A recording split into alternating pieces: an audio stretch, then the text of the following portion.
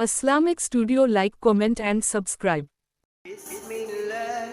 এক কথাই যদি বুঝতে হয় ইসলামের নীতি আদর্শকে ভুলে দিয়ে অন্য কিছু একটাকে যারাই গ্রহণ করেছে নিশ্চয়ই সেটা আল্লাহ পাকের কাছে কামিয়াবিও নয়, সেটা কবুলিয়াত নয়। সাথী মনে রাখতে হয় ইসলামকে যারাই ছেড়েছে দুনিয়াতে তাদের পদস্খলন ঘটেছে। আর পদস্খলন শুধু দুনিয়াতে নয়, তার পদস্খলন যেমন ঘটবে ইহ জগতে, তার পদস্খলন ঘটে যাবে পরজগতে। উভয় জগৎ তারই জন্য ক্ষতিকর। পাশাপাশি মনে রাখি কোরআনের ছোট্ট একটি কথা, ওয়া উলিল আমরি মিনকুম, তোমাদের ভিতরে যারা উলিল আমর বিচক্ষণ ব্যক্তি যারা, আল্লাহ বলেছে তোমরা তাদেরকে অনুসরণ করো।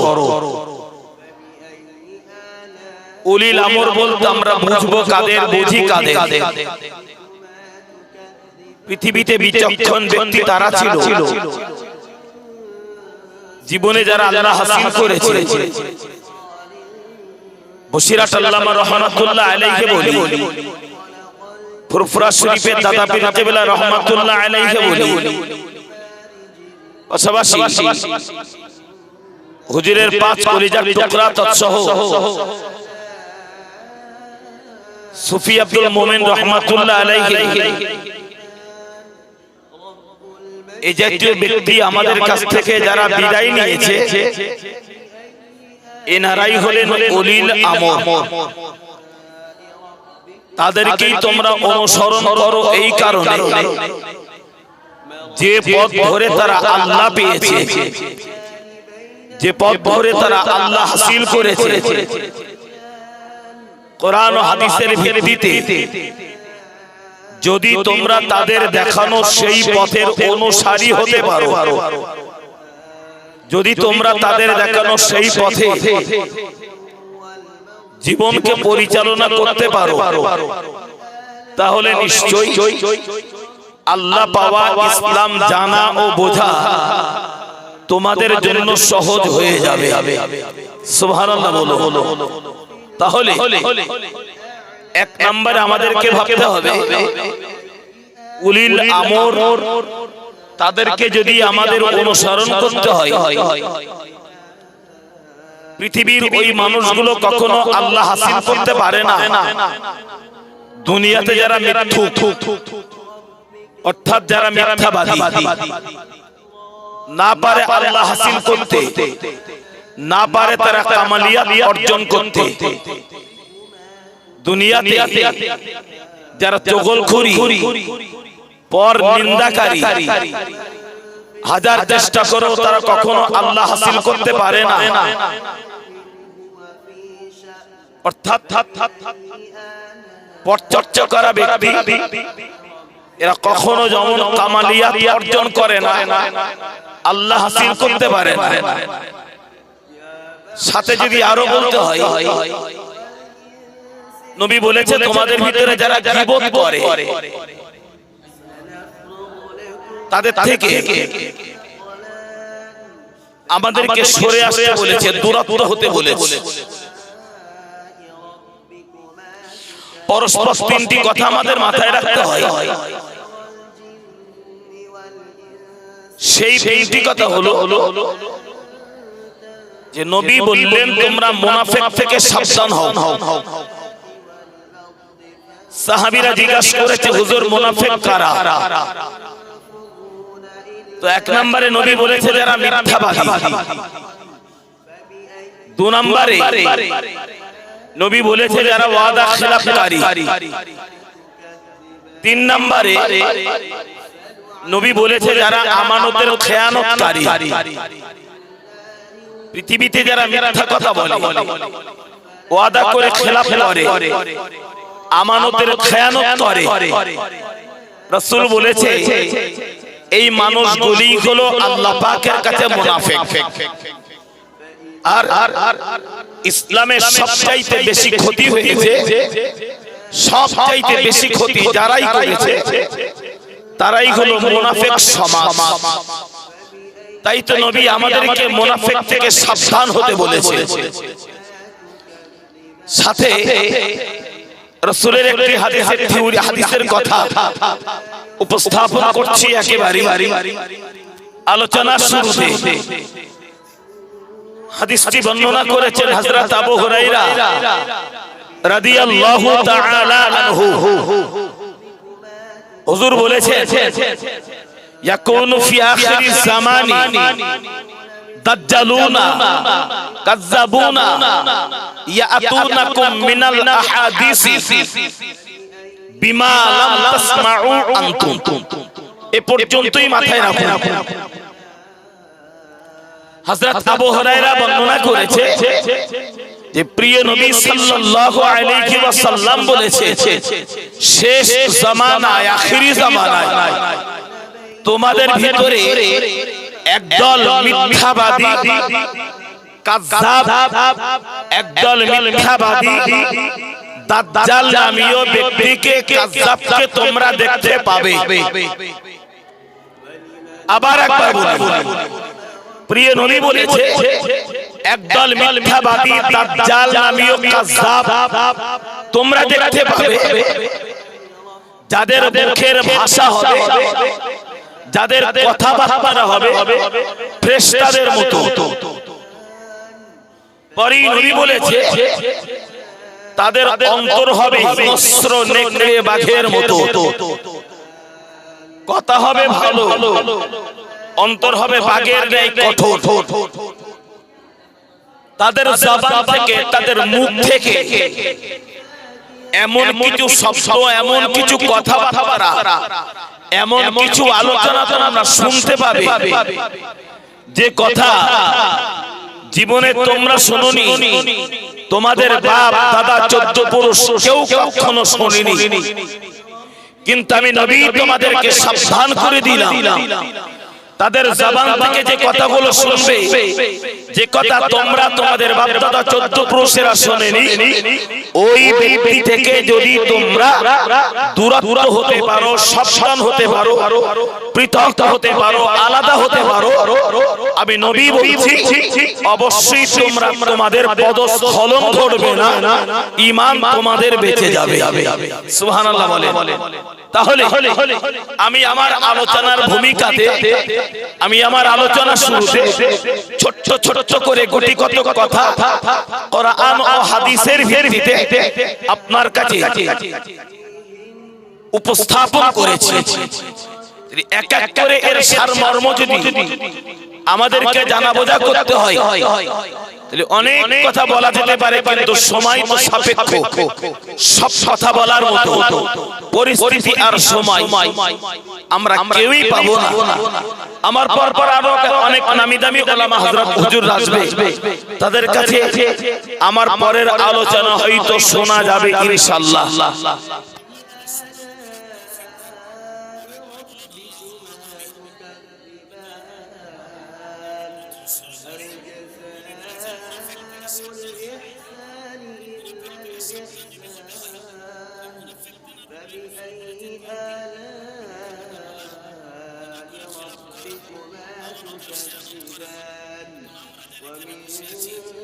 আমরা যদি একটু নিজেরা সমীক্ষা করি, একটু ডাইনে বামে তাকিয়ে যদি একটু চিন্তা চেতনা, একটু ভাবনাকে যদি কাজে লাগাই, তাহলে মিথ্যা বলা, ওয়াদা করে খেলাপ করা, আমানতের খেয়ানত করা, এই জাতীয় বা এই পর্যায়ের মানুষ পাওয়া যাবে না? যাবে না? একটু হ্যাঁ না বলবেন। পাওয়া যাবে। সর্বত্র সর্ব জায়গায় এই মানুষগুলো আছে, জীবন যাপন করে ভালো, অথচ মিথ্যা কথা বলে। জীবন যাপন করে ভালো কিন্তু আমানতের খেয়ানত করে, জীবন যাপন করে ভালো ওয়াদা করে ভঙ্গ করে। তাহলে এই মুনাফিক চেনার যদি এই তিনটি লক্ষণ হয়, তিনটি উপায় হয়, তিনটি যদি কারণ হয়, তাহলে এক নাম্বার আমাকে জানতে হবে, বুঝতে হবে মিথ্যা কথা বলা এটা কি ঈমানদারের চরিত্র বা স্বভাব? না, মিথ্যা কথা বলা যদি ঈমানদারের স্বভাব না হয়, মিথ্যা কথা বলা যদি ঈমানদারের চরিত্র না হয়, তাহলে মিথ্যা কথা বলা চরিত্র কার? কথা বলো, আমি তো আগেই বলেছি মিথ্যা বলা যদি ঈমানদারের স্বভাব চরিত্র না হয়, তাহলে মিথ্যা কথা বলা চরিত্র তো মুনাফিকদের। ঈমানদার কখনো মিথ্যুক হতে পারে না, মিথ্যুক হতে পারে মুনাফিকরাই। ঈমানদার কখনো ওয়াদা করে খেলাপ করতে পারে না।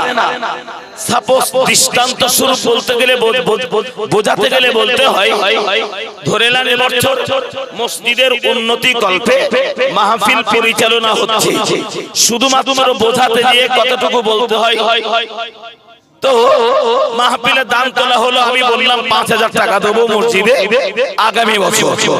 খুবই ভালো কথা, তো আমার জন্য দোয়া দানি সবকিছু করা হলো। সময় মতো কমিটি আমার কাছে চেয়েছে টাকা দাও, আমি বললাম এখন দিতে পারছি না, 10 দিন পরে এসো। 10 দিন পরে গেলাম, টাকা দাও, 1 সপ্তাহ বাদে এসো। ফের গেলাম, তুমি ওয়াদা করেছিলে টাকা দাও, না তুমি 2 দিন বাদে এসো। 2 দিন বাদে গেলাম, টাকা দাও, আগামী কাল এসো। 10 দিন, 1 সপ্তাহ, 7 দিন, 5 দিন এই করতে করতে একদিন বাদে আমাকে টাইম দিয়েছে আগামী কাল এসো। তো আমি আগামী কাল বুধবার আশা করে গিয়েছি আজকে আমাকে টাকা দিবে। আমার ওয়াদা করা ছিল 5,000 টাকা, আমার হাতে 2,000 টাকা ধরিয়ে দিয়ে বলছে এই সমস্যা, এই কারণ, উপায় নেই, ব্যবসা বাণিজ্য ভালো না, অমুক তমুক হ্যান ত্যান 717 কথা শুনিয়ে আমাকে 2,000 টাকা দিয়েছে। ওয়াদা ছিল 5, দিলাম আমি 2। আপনার কাছে আমার জিজ্ঞাসা, টাকা আমি 2,000 টাকা দান করলাম বটে, দিলাম বটে, আমার ওয়াদা পূরণ হলো না ভঙ্গ হলো? জোরে বলে ভঙ্গ হলো। তাহলে ওয়াদা খেলাপকারী বা ওয়াদা ভঙ্গকারী এই লক্ষণ ঈমানদারের লক্ষণ না মুনাফিকের? ঈমানদার কখনো ওয়াদা খেলাপ করতে পারে না। নাম্বার 3, আমানতের খেয়ানত করা। আপনি আমাকে বললেন বাবা আমার 10টা টাকা রেখে দেন, তাহলে আমি হলাম আমানতদার, আমি আমানতদার, পরিস্থিতির শিকার হয়েছি, হঠাৎ করে আমার দুটো পয়সার প্রয়োজন পড়েছে, নিজস্ব টাকা সেই মুহূর্তে কাছে নাই, কোথায় হাত পাতবো না পাতবো, আপনার টাকা আমার কাছে আছে এটাই ভেবে চিন্তা করে নিলাম, টাকাটা যখন আমার কাছে আছে আমি টাকাটা খরচ করি নিজের জন্য, আবার হাতে আসতে টাকাটা আমি দিয়ে দেবো, মানে টাকার জায়গায় টাকা রেখে দেবো। আপনার টাকা আমার কাছে আমানতদার, আমি আমানত রেখেছি, অথচ সেই টাকা আমি নিজে হাতে করে নিজের জন্য খরচ করলাম, আপনাকে না বলে টাকা আমি আপনাকে ফিরিয়ে দেব, কিন্তু খরচ করেছি আপনাকে না বলে, টাকাটা আমার কাছে আমানত হলো না খেয়ানত হলো? খেয়ানত হলো। তাহলে টাকা ফিরিয়ে দিলেও আমানতের খেয়ানত, তাই না? দান করে দিলেও ওয়াদা করে ভঙ্গ, ঈমান থাকিলেও মিথ্যা বলা। রাসূল বলেছে এই 3টি চরিত্র যাদের ভিতরে থাকে আল্লাহ পাকের কাছে ওরাই হলো মুনাফিক। আর কোরআন এদের সম্পর্কে ঘোষণা করেছে ইন্নাল মুনাফিকিনা ফিদ দারকিল আসফালি মিনান নার, মুনাফিকদের স্থান হলো আল্লাহ পাকের জাহান্নাম। আমার বাচ্চার রাস্তা নাই, এই কথা গল্প করে করে বললাম, একেবারে শেষ পর্যায়ে আর একটা গল্প আপনি মাথায় নেন, আর একটা গল্প আমি আপনার কাছে উপস্থাপন করছি। আল্লাহ পাকের নবী ও পয়গম্বর হযরত নবী মুসা আলাইহিস সালাম, হযরত নবী মুসা আলাইহিস সালাম রাজ দরবারে বসে আছেন, নিজের ঘরে বসে আছেন।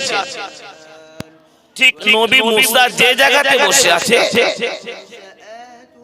ঠিক তারই সামনে দিয়ে, রাস্তার উপর দিয়ে একজন হেঁটে হেঁটে যাচ্ছে, মাথায় আছে তার একটা বস্তা ভরা মাল। তো তো বস্তা ভর্তি করে মাল নিয়ে সেই বস্তা মাথায় নিয়ে নবীর দরবার বা নবীর সম্মুখ দিয়ে হেঁটে হেঁটে যাচ্ছে। তো নবী মুসার সাথী যারা পাশে আছে, হযরত নবী মুসা আলাইহিস সালাম জিজ্ঞাসা করছে, বাবা ওই যে ব্যক্তিটা হেঁটে হেঁটে যায়, তোমরা কি বলতে পারো উনি কে? তোমরা কি জানো? তো সবাই বললেন, হুজুর না, উনি যে কে জানি না, বলতে পারি না। নবী মুসা বললেন, উনি হলো ইবলিস, শয়তান। কি বলেছে? পরিচয় দিয়েছে ইবলিস, শয়তান। তো যারা শুনেছে তারা বলল, হুজুর শয়তান এরকম হতে পারে? এত সুন্দর চেহারা, যুবক, দেখতে খুব ভালো, শয়তান কেমন আকৃতির হয়? তো নবী বললেন, নবী মুসা বললেন, বাবা আমি বললাম তোমাদের স্বীকার করতে বা বুঝতে কষ্ট হলো, তোমরা স্বচক্ষে দেখে নাও, প্রমাণ করে নাও। তো প্রমাণ করতে গিয়ে নবী ডেকে যায়, এদিকে এসো। নবী মুসা ডেকেছে, নবীর ডাকে যুবকটা সাড়া দিয়েছে। যেই না সাড়া দিয়েছে, নবী জিজ্ঞাসা করছে, তুই কে? কে রে তুই? তো যুবক বলছে, হুজুর আমি যে কে আপনি তো চেনেন। নবী কি চেনে না? কথা বলে বলছে, হুজুর আমি যে কে আপনি তো চেনেন। বলে, কে তুই? তুই বল, তুই একবার বল। বলছে, হুজুর আমি তো ইবলিস, শয়তান, আমি আযাজিল। বলছে, বাবা তোমরা সবাই কি বুঝতে পেরেছো? ও তার নিজের পরিচয় দিয়েছে।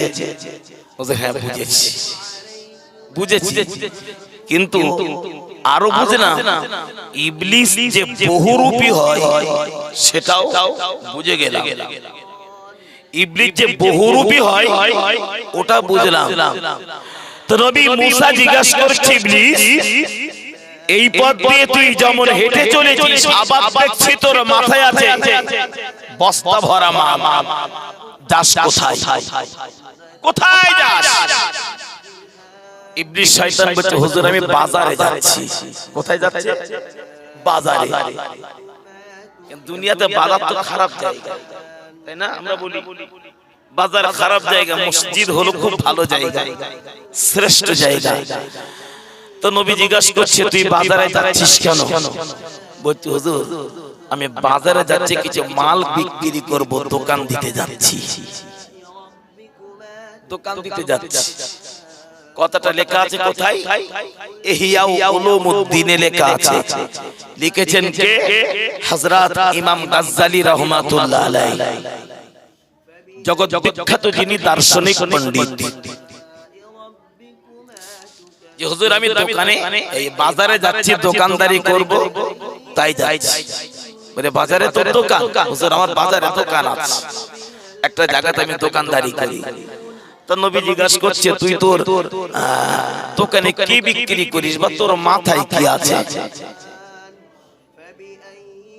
বলছে, হুজুর আমি আমার দোকানে বিক্রি করি 3 প্রকার মাল। 3টে মাল আমার দোকানে পাওয়া যায়। কি কি পাওয়া যায়? বলছে, হুজুর আমি আমার দোকানে হিংসা বিক্রি করি, আমার দোকানে অহংকার বিক্রি করি, আমার দোকানে রিয়া বা তাকাব্বুরি ওটাকে বিক্রি করি। এই 3 প্রকার মাল আমার কাছে পাওয়া যায় বা আমি বিক্রি করি। হিংসা, অহংকার, রিয়া, তাকাব্বুরি। তো নবী জিজ্ঞাসা করছে, তোর মাথার বস্তাতে আছে কি? ইবলিস বলছে, হুজুর আমার মাথার এই বস্তার ভিতর আছে 1 বস্তা হিংসা আর অহংকার। কি বলেছে? হিংসা, অহংকার। তো জিজ্ঞাসা করছে, তোর এই হিংসা অহংকার কেনবে কারা, খরিদ্দার কারা? বলছে, হুজুর আমাকে বাজারে দোকান খুলতে দেরি হলো, খরিদ্দার আসতে দেরি হয় না, আমার জন্য সব অপেক্ষায় থাকে। তার মানে তো দোকানে খরিদ্দার কারা বা হিংসা বা অহংকার কেনবে কে? বলছে, হুজুর এই হিংসা আর অহংকার আমি না সবার কাছে বিক্রি করব না, এক একটা মাল এক এক প্রকারের খরিদ্দারের কাছে বিক্রি করি, সবাই নিতে পারে না। তো কার কাছে বিক্রি করবি? বলেন, হুজুর আমি এই হিংসা আর অহংকার বিক্রি করব 2 শ্রেণীর মানুষের কাছে।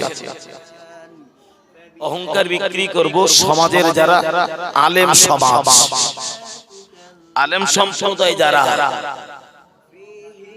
ওরা আমার দোকানের খরিদ্দার, ওরা আমার কাছ থেকে অহংকার গুলো কিনবে। সমাজের ধনী ব্যক্তিদের কাছে আমি হিংসা বিক্রি করব, ধনীরা হিংসা কিনবে, আলেমরা অহংকার কিনবে। আবার কোন কোন ক্ষেত্রে আলেমরা হিংসা আর অহংকার দুটোই করাই করে। এরা ছাড়া একেবারে খেটে খাওয়া মজদুর আম মানুষ, দুস্থ অসহায়, এরা হিংসা কেনে না, এরা অহংকার কেনে না। বাস্তবের সাথে মিলিয়ে না, এরা হিংসাও কেনে না, অহংকারও কেনে না। অর্থাৎ গরিব দুস্থ অসহায় হিংসা অহংকার করা তাদের কোনো জায়গা নাই, কোনো জায়গা নাই,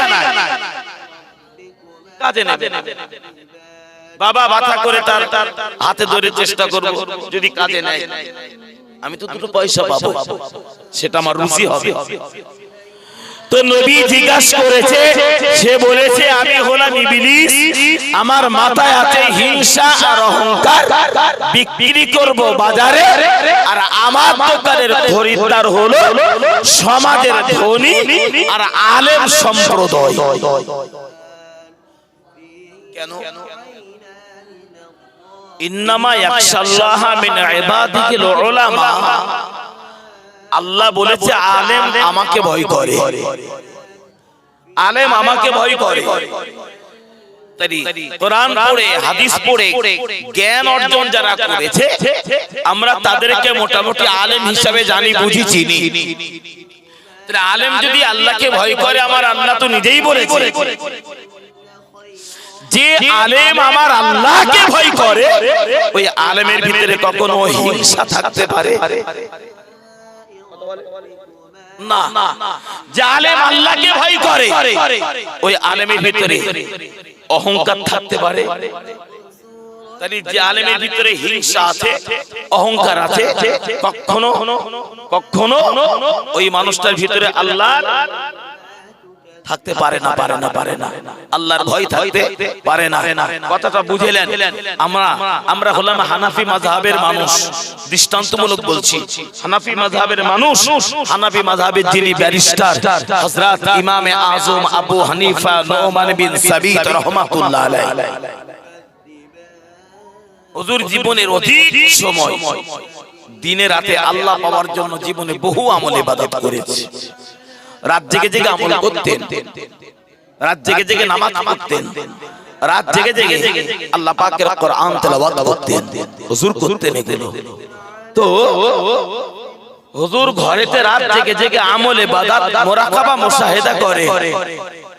হুজুরের বাড়ির কাছাকাছি এক মুচি চর্মকার বাস করে। সে যখন মুচি বা চর্মকার, সে এক প্ল্যাটফর্মের, মানে এক ধর্মের, আমাদের ইমাম আর এক প্ল্যাটফর্মের মানুষ বা আর একটা ধর্মের মানুষ, তাই না?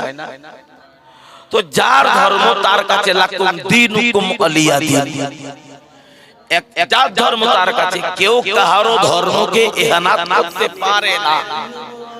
আমি ইসলাম ধর্মের মানুষ হয়ে আমি যদি আর একটা ধর্মকে অবজ্ঞা করি, ইহানাত করি, ছোট চোখে দেখি, নিন্দা করি, তাহলে অবশ্যই ওই মানুষটা আমার কথায় ব্যথিত হবে, কষ্ট পাবে, দুঃখ পাবে। তাহলে আমার কারণে ওই মানুষটা যদি দুঃখ পায়, ব্যথা পায়, কষ্ট পায়, তাহলে ও তো ব্যথা, দুঃখ আর কষ্ট পাওয়ার কারণে আমার ধর্মকে গালি দিতে দিতে আমার আল্লাহকেও তো সে গালি দিয়ে বসতে পারে। অন্য কেউ যদি আমার আল্লাহকে গালি দেয়, মূলত সে দেওয়ার চিন্তা তো তার ছিল না, তার জবান থেকে আমার আল্লাহকে গালি পাইয়ে দেওয়ার। আমি তাকে খারাপ না বললে আমার ধর্মকে ছোট থেকে দেখতো না, আমি তাকে খারাপ না বললে আমার আল্লাহকে সে গালিগালাজ করতো না।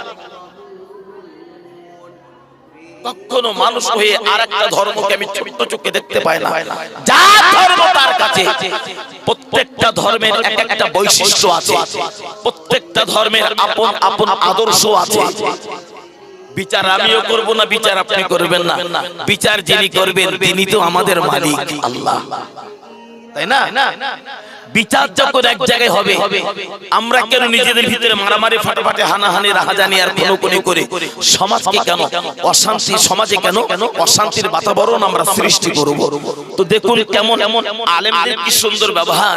হযরত ইমাম আবু হানিফা রাহমাতুল্লাহ আলাইহি হুজুর রাত জেগে জেগে আমল ইবাদত করে, আর হুজুরের বাড়ির ধারে যে চর্মকার মুচি বাস করে সে সারা রাত বসে, সারা রাত পরিবার নিয়ে ঢোল তবলা বাজিয়ে গান করে। তার নীতি তার কাছে, হুজুরের নীতি হুজুরের কাছে, কোনো সমস্যা নাই। তো বাড়ির ধারে বাস করে চর্মকার, আর ঢোল তবলা গান বাজনা এত জোরে জোরে করে, নামাজ কালাম আমল ইবাদত কোরআন তেলাওয়াত করতে যেন একটু অস্বস্তি, বিঘ্ন ঘটছে। মসজিদ আমরা নামাজ পড়বো, কেউ যদি বাইরে দাঁড়িয়ে চিৎকার চেঁচামেচি করে, স্বাভাবিক, যেহেতু আমাদের ঈমান তো দুর্বল, আমাদেরকে একটু অস্বস্তি হয় না? তা দীর্ঘদিন ধরে এরকমটি যখন করছে, হুজুর একদিন চর্মকারের বাড়িতে গিয়েছে, বাড়ি যেয়ে বাড়িওয়ালাকে ডেকে বলছে, বাবা তুমি তোমার ধর্মের কাজ করো, আমি আমার ধর্মের কাজ করি, আমি রাতে কোরআন পড়ি, নামাজ কালাম করি, তুমি রাতে তোমার ধর্মের উপরে দাঁড়িয়ে তুমি গান বাজনা করো। অর্থাৎ তোমাকে তো বাধা দেওয়ার অধিকার আমাকে নাই, বারণ করার হুকুম নাই। আমি তোমাকে বলতে চাচ্ছিলাম, তোমার ধর্মের কাজ তুমি করো, আমার ধর্মের কাজ আমি করি। তো বাবা তুমি যদি একটু আস্তে আস্তে বাজাতে, জোরে জোরে বাজাও তো আমার কাজ করতে একটু অস্বস্তি আর কষ্ট হয়, অস্বস্তি হয়। যদি একটু আস্তে আস্তে বাজাতে, তাহলে তোমারও কাজের বিঘ্ন হতো না, আর আমিও কষ্ট পেতাম না। হুজুরকে বাজাতে বারণ করেছে না, হুজুর বাজাতে বারণ করি, মানে সাউন্ড একটু কম করতে বলে, যদি একটু আস্তে করতে ভালো কথা। হুজুর বলে চলে গেল। পরের দিন বা পরের রাত্রে দেখা যায় ও বেচারি এ পর্যন্ত গান বাজনা জোরে জোরে যতটা করার তো করেছে, যেদিন থেকে হুজুর একটু আস্তে বাজাতে বলেছে, সে তারপর দিন থেকে আরো জোরে বাজাতে গেছে, আরো জোরে বাজায়, এত জোরে বাজায় একেবারে অস্বস্তি করে দেয়। কিন্তু আবু হানিফা রাহমাতুল্লাহ আলাইহি হুজুর তিনি যে রাত জেগে জেগে আমল ইবাদত করে, মুরাকাবা মুশাহিদা করে, সেই সময় সেই জামানায় বর্তমান সরকার গভর্নর জানতেন, তাই হুজুরের অজান্তে, হুজুর জানেন না, হযরত আবু হানিফা রাহমাতুল্লাহ আলাইহি ঘরের চারিপাশে পুলিশ মোতায়েন করা ছিল, যে গোটা রাত ইমাম সাহেবের ঘরকে তোমরা পাহারা দাও।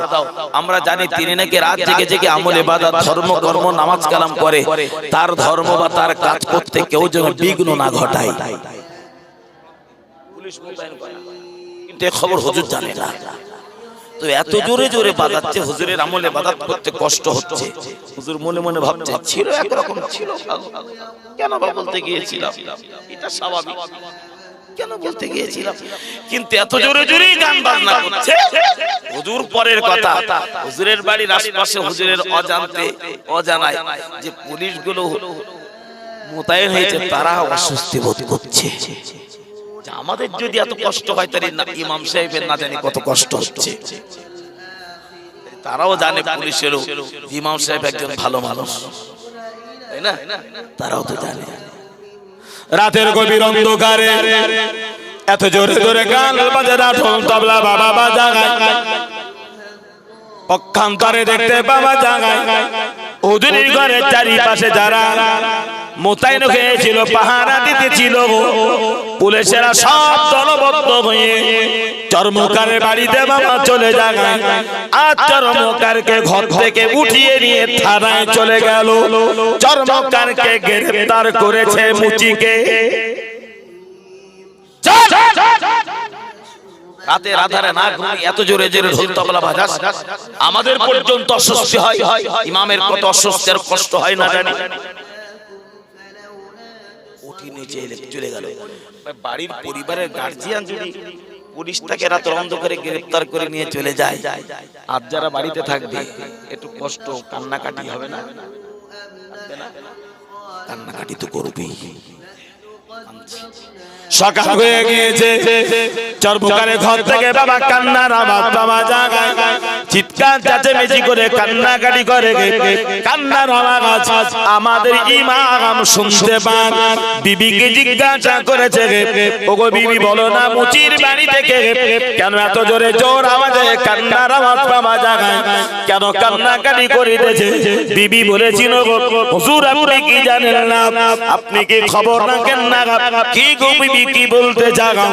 ওই সময়তে বলেছিল, হুজুর গত রাতের অন্ধকারে সেই চর্মকার মুচিকে পুলিশেরা গ্রেফতার করে উঠিয়ে নিয়ে গিয়েছে, ধরে নিয়ে গিয়েছে। কেন না রাতের আধারে জোরে জোরে তারা ঢোল তবলা বাজায়, এত জোর আওয়াজে বাজিয়েছে, পুলিশেরাও অস্বস্তি বোধ করেছে। পুলিশেরা আমরা তো জানতাম না হুজুর আপনার ঘরকে তারা পাহারা দেয় রাতের আধারে, আমরা কেউ জানতাম না। আমাদের ঘরের চারিপাশে সরকার পুলিশ মোতায়েন করে রেখেছে, তাই আপনার যাহাতে ইবাদতের বিঘ্ন না ঘটে পুলিশেরা তাকে থানায় ঘর থেকে উঠিয়ে নিয়ে গিয়েছে। তাই উঠিয়ে নিয়ে গিয়েছে।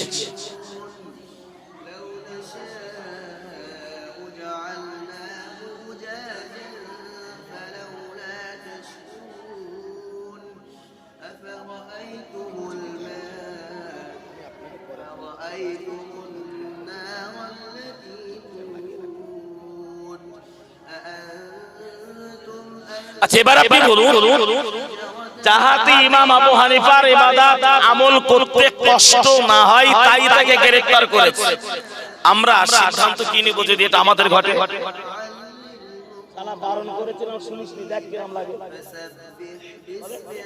বলবো না বলবো না, বারণ করিলাম শুনিসনি, কিরম লাগে দেখে বা। এটা তো হবে, কিন্তু আমাদের ইমামের চেতনা কে চিন্তা কি ভাবনা? বিবি রাত জেগে জেগে আল্লাহ পাওয়ার চেষ্টা করব, কোরআন পড়ব, আমল করব, ইবাদত করব, আর বাড়ির পাশের মানুষেরা জোর আওয়াজে চিৎকার চেঁচামেচি করে কান্নাকাটি করবে, আর তাদের কান্নার আওয়াজে ইমাম সাহেবের ইবাদতের বিঘ্ন ঘটবে, এটা কখনো মেনে নেওয়া যায় না। সুবহানাল্লাহ বলেন, এটা কখনো মেনে নেওয়া যায় না। যদি আমি আবু হানিফা যদি থানা থেকে তাকে ছাড়িয়ে আনতে পারি, অন্তত এদের চোখের পানিটা আমি মুছে দিতে পারবো। আরেকটু জোরে বলো। আসলে মুচি তো তার দুশমন, শত্রু না, ও তো তার শত্রু। শত্রুর সাথে কেন হুজুর বন্ধুত্ব করতে চলেছে?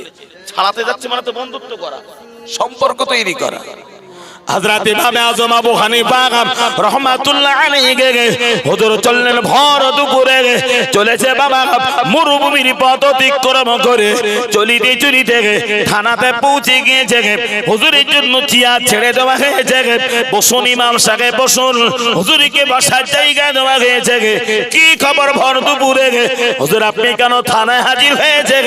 ওই সময় আমাদের ইমাম হযরত ইমাম আযম আবু হানিফা রাহমাতুল্লাহ হুজুর বললেন, হুজুরকে যখন জিজ্ঞাসা করা গেছে, হুজুর তখন তো বলেছে, বাবা আমি তো ইচ্ছাকৃত ভাবে থানায় আসি না, আমাকে নিয়ে এসেছে আমার ইসলাম। জোরে বলুন সুবহানাল্লাহ। আমি ইচ্ছাকৃত আসিনি, আমাকে এনেছে আমার ইসলাম। তার মানে ব্যাপারটা কি? গত রাতে আমার ঘরের পাশ থেকে চর্মকার মুচিকে ধরে আনলেন, তারা এত কান্নাকাটি করছে, তাদের কান্নার আওয়াজে বাড়ি কষ্ট পাই। আমিও জানেন আপনার, আমি একটু নামাজ কালাম করি, রাতে নামাজ পড়তে কষ্ট হয়, তারা যদি কান্নাকাটি করে আমার তো ইবাদতের বিঘ্ন ঘটে। তাই আমি থানাতে তাকে ছাড়াতে এসেছি, যদি একটু ছেড়ে দেন তাদের চোখের পানিটা মুছে যাবে, কান্নাকাটি আর করবে না। তাহলে ওরা যদি কান্নাকাটি বন্ধ করে আমার নামাজ কালাম করতে সুবিধা হবে। সুবহানাল্লাহ। বলছি হুজুর সে তো আপনার দুশমন, সে তো আপনার শত্রু। হযরত আবু হানিফা রাহমাতুল্লাহ আলাইহি তখন বলছে, বাবা সে আমার সাথে দুশমনি করতে পারে, সে আমার সাথে শত্রুতা করতে পারে, হয়তো তার কাছে আমি শত্রু হতে পারি, কিন্তু তিনি না আমার কাছে একজন পরম প্রিয় বন্ধু। আমি তার কাছে শত্রু হতে পারি, সে তো আমার বন্ধু। ওদের যদি আপনি তাকে আপনার শত্রুকে বন্ধু বলে মেনে নেন বা গ্রহণ করেন, এত কষ্ট করি এতটা দূরত্ব না আসলেও তো খেয়ে যেত, কাউকে দিয়ে বলে পাঠালে আমরা তো ছেড়ে দিতে পারি।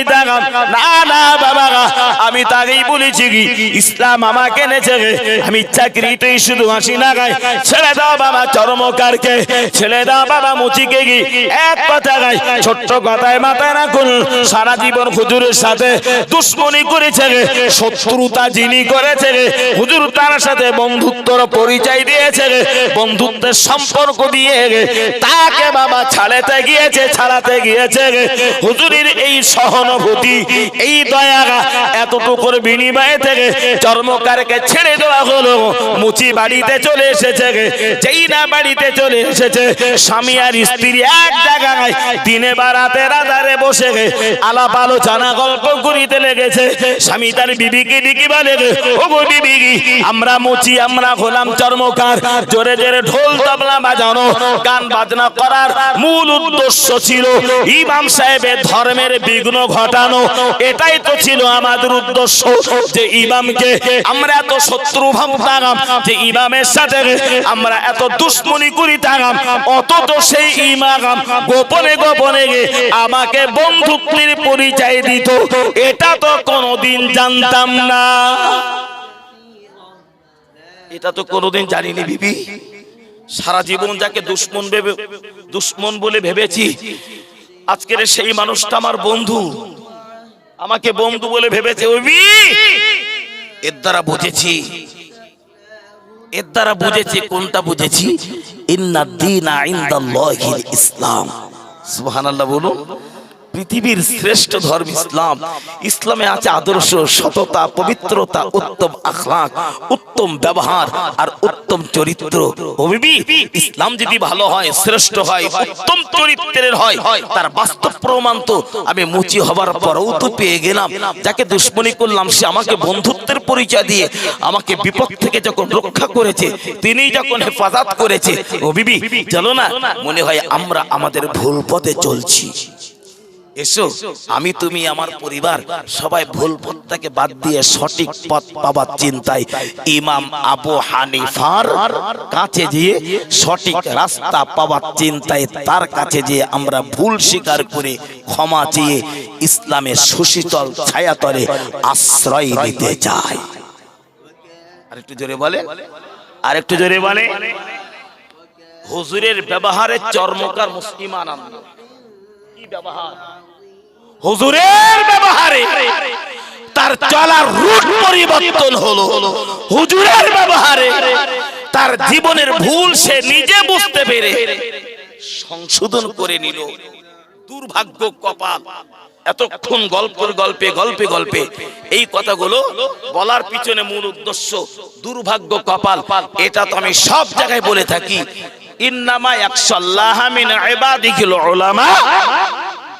এটা যদি হয়, আলেম যদি হয়, আলেম যদি আমার আল্লাহকে ভয় করে, তাহলে এত ধর্মের কথা, ধর্মের কাহিনী, নামাজ, রোজা, হজ, যাকাত, আমল, ইবাদত, কোরআন, হাদিস, ইজমা, কিয়াসের ভিতর দিয়ে মানুষকে এত সুন্দরভাবে বুঝিয়ে দেওয়ার পরও মানুষ আজও সজাগ নয়, সচেতন নয়।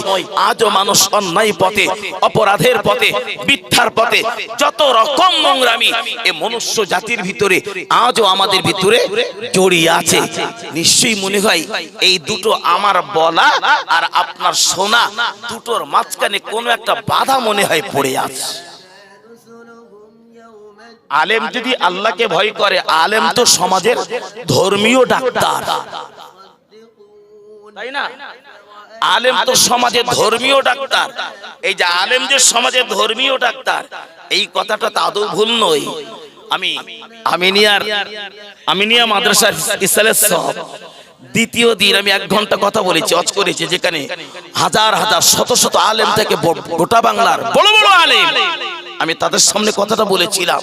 যে আলেম সমাজের ধর্মীয় ডাক্তার, তাহলে যার শরণাপন্ন হয়ে সমাজ পরিবর্তন হয়, যার মুখোপেক্ষী হয়ে সমাজ উত্তীর্ণর জায়গা দেখতে পায়, যাদের শরণাপন্ন হয়ে সমাজের সাধারণ মানুষের ভুল ভেঙে যায়, তাকে কিভাবে চলা উচিত, তার শব্দ চয়ন কেমন হওয়া উচিত, তার ব্যবহার কেমন হওয়া উচিত, অবশ্যই সেই আলেমকে আগে ভাবতে হবে।